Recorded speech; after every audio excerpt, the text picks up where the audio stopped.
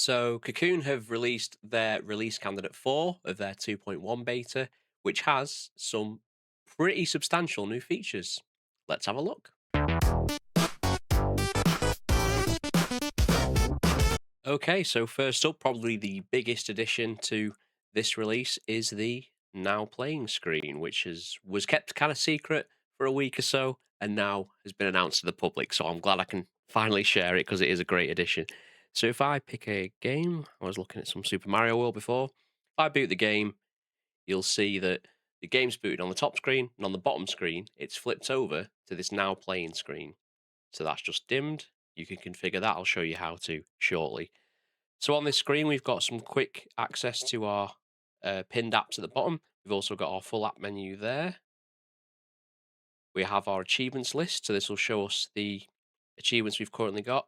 So this is really, really nice, and it's nice to be able to quickly get to those achievements. So this will obviously only work where it is successfully hashed your ROMs. One thing I really like about this as well, just to point it out, is where you can see the achievement description is longer than the screen will allow, it scrolls, which a lot of emulators don't do. And it seems like one of those simple things that you think would just come natural, but you'd be surprised. So, oh, you can also have that alternate view as well, which is nice. So we can have a nice little, we can have the list view or the grid view if you want to go by icons. And obviously, as you unlock these, they'll start to be filled in with some color. So that's nice. So what you'll see as well is just between that YouTube icon and the little achievements icon is this little icon here, which kind of looks like 5 little circles. I'm going to tap that, and that will take us to what's known as pods. Pods are essentially widgets, is probably the easiest way to define them. So there's only one available currently. That is FlutterType. So FlutterType is a keyboard.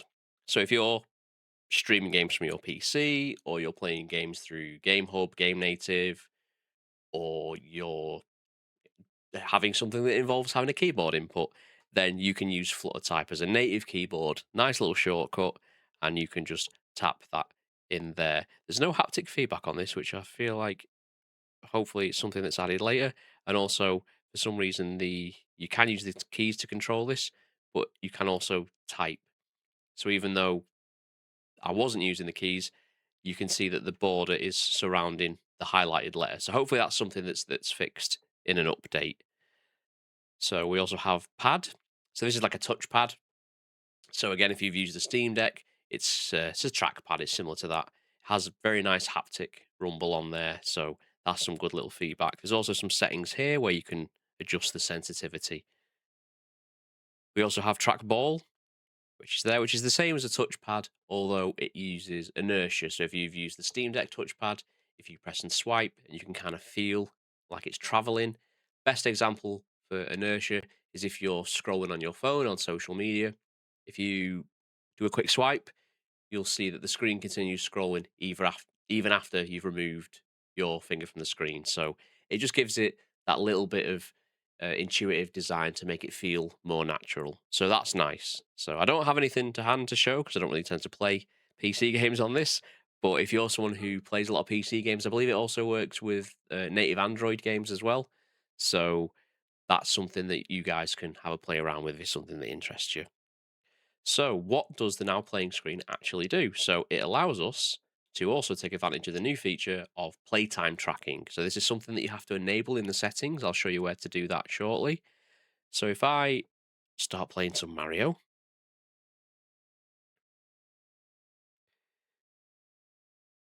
so we'll go here first. So, I'm just going to play around a little bit. I'm not very good at Mario, so don't judge.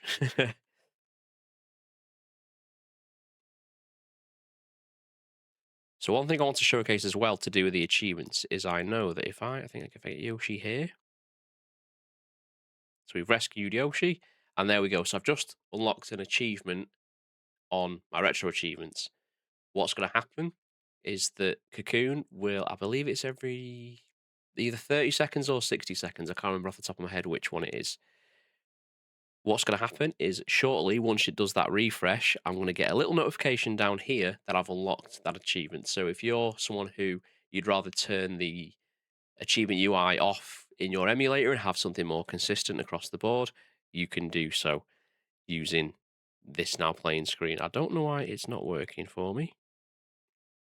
I can see I've unlocked the achievement there, so it has shown up, but I didn't get the notification.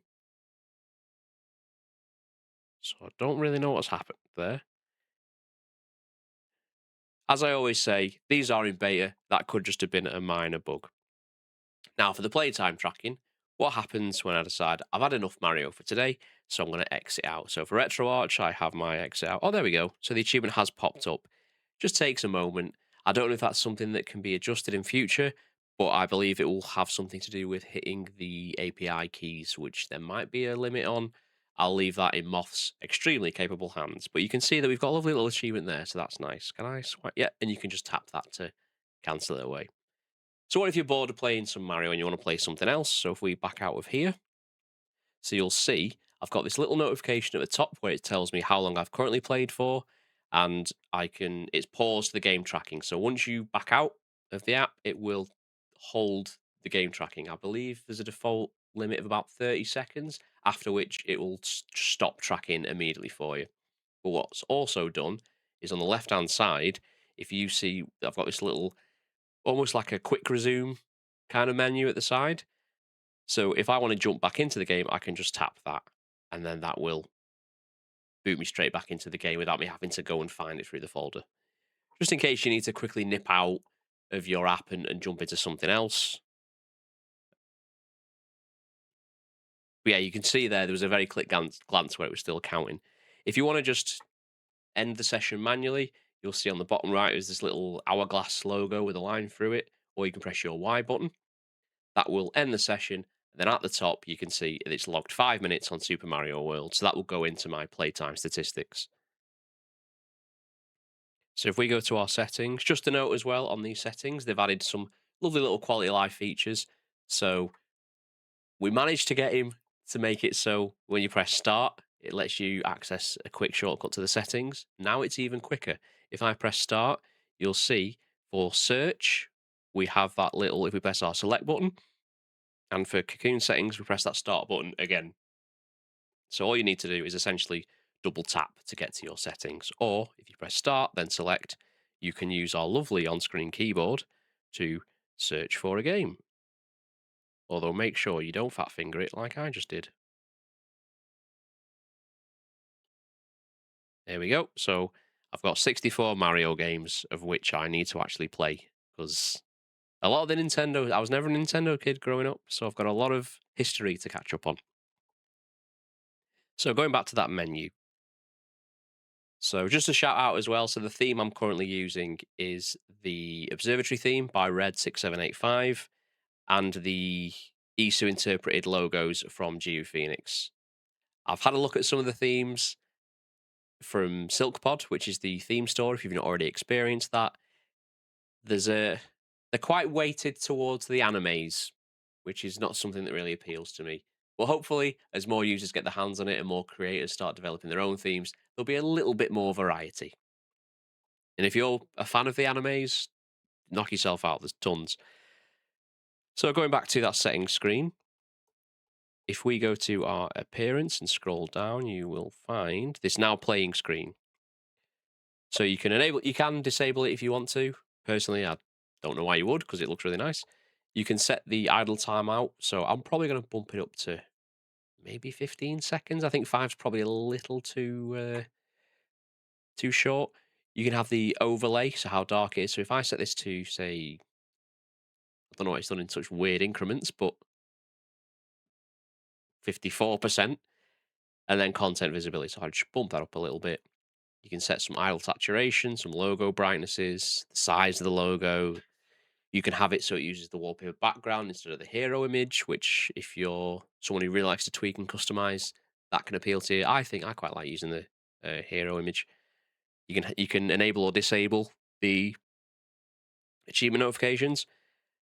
And then for the focus loss here, so you can automatically end as soon as you exit the game, and it won't give you that kind of quick launch option, or you can set the time period. I believe it goes up to 5 minutes. Yeah, 5 minutes. So after 5 minutes, it will stop tracking automatically. I'll probably keep it around, say, 2 minutes. I believe that'll be 2.5 minutes, but it looks like they need to update the UI to display that. But as I always say, it's a beta. There will be bugs. So if I back out of here and just go and have a quick look at a game, so we'll be back in Super Mario. So even though I've booted into it, and then I've changed it to 15 seconds, so I'm gonna have to wait a little bit longer now. But as this dims, it won't go as dark as it did originally because I've adjusted those parameters. So one thing I would like to say there we go. So we can see we've got the lovely grayscale image. It's faded the logo, but I think it's nice to see that hero image.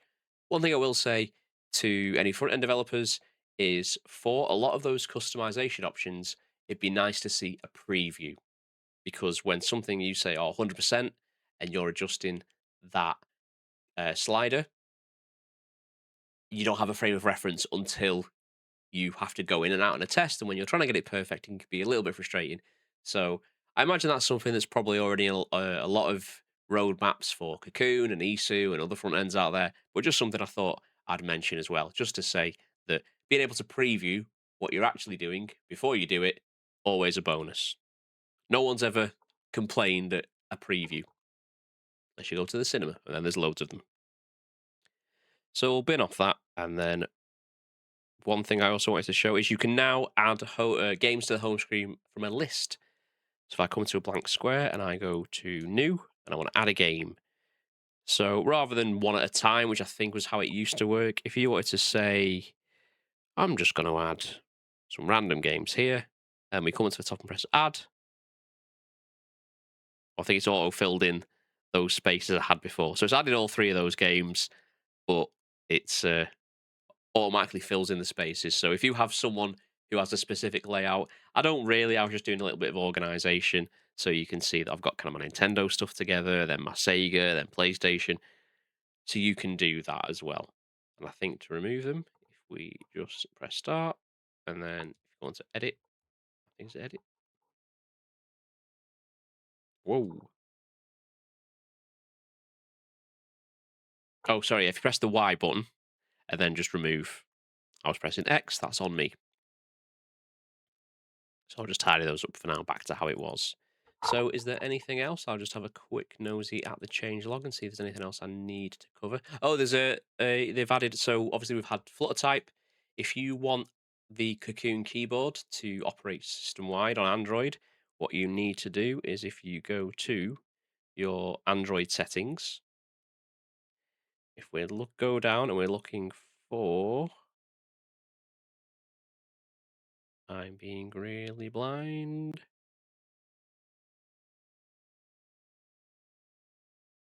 I am being extremely blind. Oh, is it system? Language is an input. And then on our keyboards, so I've already enabled it. By default, you'll have to enable the Cocoon keyboard.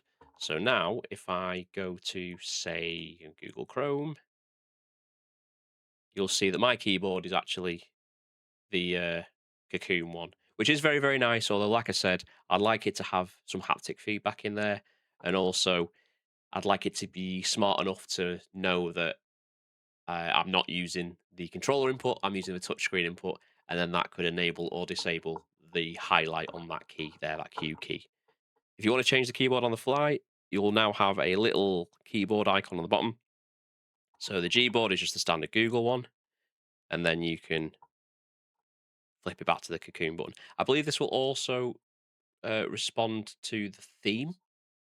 So if you're into your theming, then mine's very grey at the moment, so it doesn't really do too much. I've lost my theme for some reason. Have I accidentally disabled it when I went into the themes option? I think I might have done.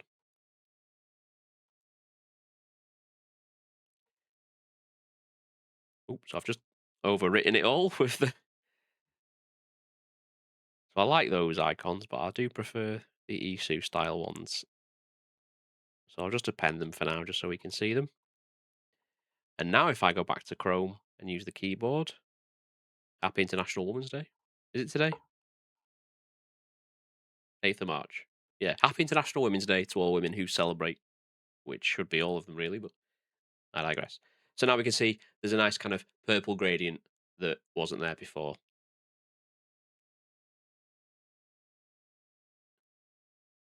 So now it keeps going back to my main launcher. Yes, I do. It's a beta. These things happen. There's also been a lot of bug fixes and things like that. So one thing I have still found is with PS2 games, it's still having issue with the retro achievement scraping.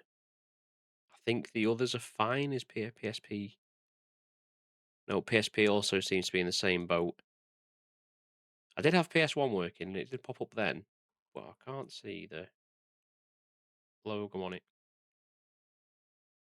So I know this is something that has been raised before. I know it's something he's looked into, and I know it's something that he's tried to fix.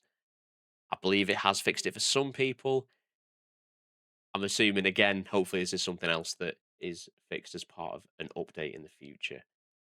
So yeah, if you are interested in getting this, sign up to their Ko-Fi, and you have to become a monthly supporter in order to get access to that Discord. I know there was a bit of confusion because they've migrated from Patreon over to Ko-Fi due to Patreon taking, is it 30%, or it's quite a substantial cut of the money for what is essentially very little of the work. So the more money these guys get, or the bigger slice of the pie, is well justified.